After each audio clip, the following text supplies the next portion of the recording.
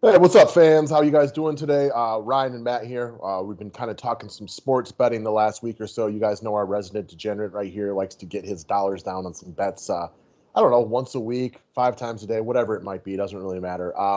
Definitely more than once a week. Yeah, I know. I think most people know that too. So we're going to go through a play today. Before we get going, I wanted to reiterate a couple of things. So this is going to be up on both channels today. A lot of you guys have been wondering where we've been for 2 weeks. We've been dealing with a YouTube ban.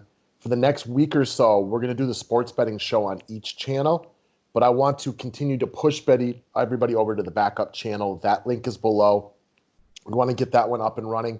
We don't really know what's up with the YouTube bans, so just to have a backup plan for when this happens again, you guys can find us over there and the link is below. And then that one will become a sports betting channel that we will talk about. Most days there will be something up there.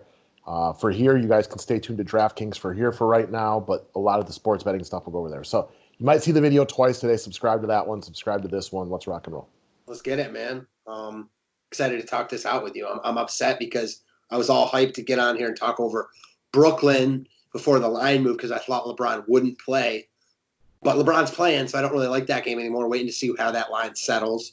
But there is a spot I actually do like on this slate. Not a ton I like. I'm being very picky right now. But I told you before we started, and I want to hear your opinion. I like the over in the Minnesota-Houston game. So one, I'm sure when you hear that, you're automatically on board. But surprisingly enough, the public is all over the under right now. 69% of the bets wagered are on the under. And it's moved 2 to 3 points. It started at 244.5. Now it's at 246.5, 247 at a couple books. I think this game is a game that reaches 250 easily. I don't think they can make the total high enough here. I don't care that it's the highest total. Well, I got to correct you on that. If the total was 400, I bet you'd take the under. Yeah, if the total was 400, I would take the under, but we're not there yet. There's going to be a lot of points in this game. I think you see 130 in the first half. So I don't even think it's really a sweat in the second half, to be quite honest. I like the over a lot here. So we got a couple of teams right here that move with some pace. And the thing about Houston is, too, when you watch them play against teams that don't play defense, they are way more likely to run up and down the court. Westbrook starts taking over. They start jacking up threes. You look at some of the totals in some of these Minnesota games. You had 250 in the game with the Magic, the game with the Pelicans, which could be more like this, in my opinion. We had a total 273, 260 against the Magic again. Against the Heat, another slow-moving team, we are up into the 250s. Mavericks up into the 260s, 244 against the Nuggets, 244 against the Celtics. I mean, these aren't even teams that want to run as much as Houston does. So you're seeing some massive totals when it comes to Minnesota, who can put the ball in the basket, but quite frankly, can't stop anybody. You talk a lot. You tell me a lot. You've been telling me this for years. It seems like it doesn't matter what sharp money's on. Like, who do you like? And I like the over here. And I don't like it because the sharp, money's on it. But that helps. That's just another thing that cements it for me. So I think it's a strong play. It's my favorite play on the board tonight. I think you see a lot of points. I could see Houston scoring like 80 points in the first half. I can see 85. Yeah, I mean, same. So you get something like that, and it'll be a code easy over. See, even though it's so high, because it's so high, people automatically think it's going to be under because they see close to 250.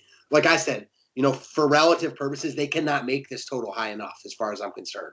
Another side note on that is going to be is you don't like overs. And so when I tell people when we're talking MLB DFS that you're all in on Coors, that should tell you something because you hate Coors Field. Like you are like contrarian to the core. And that's where it goes back to that sharp money thing that you like to be contrarian sometimes just to be contrarian. But this is a spot where you almost never like the over. So it should tell you a little bit. Yeah, exactly. I love contrarian overs. Spots where public loves the unders. They don't happen all that often. You have it here in the highest total of the night. I think this game hits 260. So let's roll. I'm with it. I'm not going to be surprised by 260 at all. I kid you not, I could see Houston putting up 145 tonight. They got some pent-up aggression after losing 4 straight games.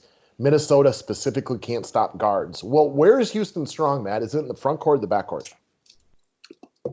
Definitely not the front court.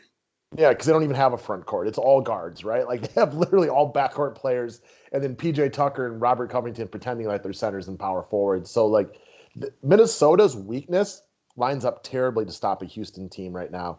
A Houston team that has lost four straight, that didn't play yesterday. Neither of these teams played yesterday, so they're not a step tired or anything like that. I don't think there's. I'm with you on the over on this one. I think this game goes off tonight. And Minnesota can score too. Yeah. Like they did not play a great game against New Orleans on Sunday. They missed a ton of shots at the rim.